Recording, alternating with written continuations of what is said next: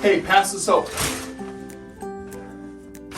Just kidding, because I have the soap. Why? Because I just got done using my muzzleloader, and I learned from making this mistake so you don't have to. Yes, I pretty much ruined my old muzzleloader. So here we go. Just got done firing it for the first time.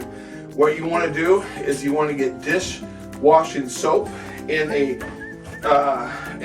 bucket. I have a Gatorade bucket here, and you want to get the barrel soaking wet with this dishwashing soap. One technique, if I had this on tight enough, one technique is to kind of suction the water up into the barrel. Okay.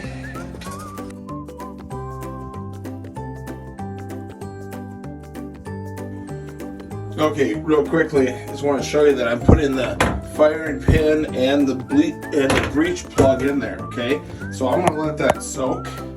One suggestion I do is to get probably what I did that you didn't see is I actually put I got a lot of the big stuff out of there because it's probably not good to go down the drain. But you want to let this soak for at least a half an hour. Okay, all the parts. If you have tiny parts, like if your spring, my old one was a brake. So if you notice the spring is right here. So if you have a brake, the parts are usually smaller.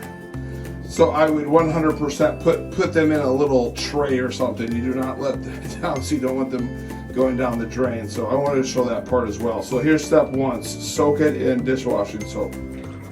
Okay, after a half an hour, I'm going to drain the water.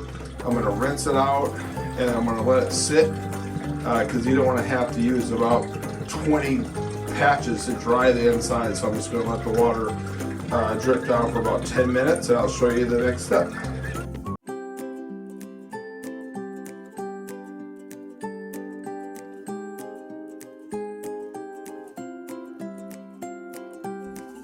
Okay, so I'm still letting the gun settle with the black powder solvent. So I'm at the last stage for my small parts. What I'm going to do is just get a good oil and lube it up. They actually make a breech plug, so I squirted some of the grease on there, and I'm just going to rub it with a pad, clean pad, and rub it in there. And I like to keep this outside the gun until I'm ready to use it. Okay, I'm dying to see if this made a difference or not, and how long or how much less I'll have to clean. So there I go. There I put in my handy dandy little vice grip for my muzzle loader, because she's such a needy, we'll just say needy gun.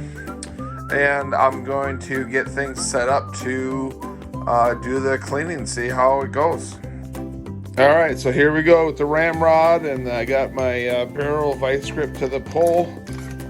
We'll see how much comes out. So there's the first turn. I can tell it's still moist in there from the solvent. So I'm going to have to do that. I'll probably do this process going up and down about 5 times until this becomes much less dirt coming out, or gunk. Okay, here's the progression of my patches. And as you notice, of course, it's going to get whiter and whiter. This right here, this patch, I'm done there. There might be people that go to a completely white patch. I'm not one of them. So I know this is good enough, and I will tell you the process that I did for the first time, which is soap sud, and then the specific foaming agent, which really wasn't foaming agent, but worked a lot better. I don't think my other gun, I ever got to this clean. It just seemed like it had rust on it or some gunk, and I did not do the right process. So follow this process, and you'll be way better off.